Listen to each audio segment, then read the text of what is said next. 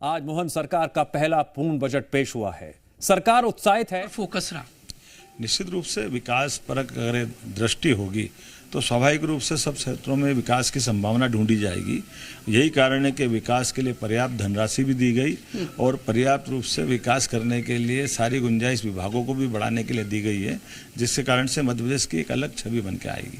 विभागों ने जो डिमांड रखी थी उस डिमांड से ज्यादा बजट अलॉट किया गया। हाँ, क्योंकि हमारी वित्तीय तरलता उस स्थिति में है।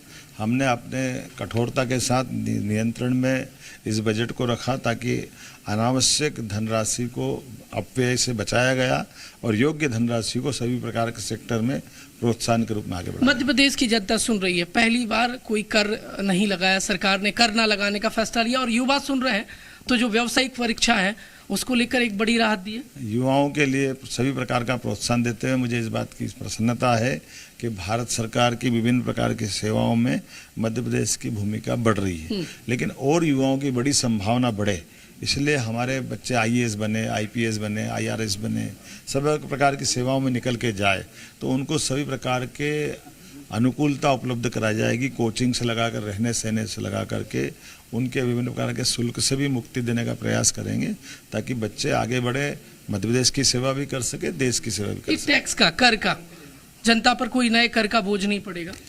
हम तो उस नगरी से आते हैं जो विक्रमादित्य की नगरी है और विक्रमादित्य हमेशा जनहितैषी निर्णयों के कारण जाने जाते हैं। तो मध्य प्रदेश के अंदर में सुशासन के रूप में, आदर्श रूप में विक्रमादित्य, राजा भोज जैसी बहुत लंबी परंपरा है।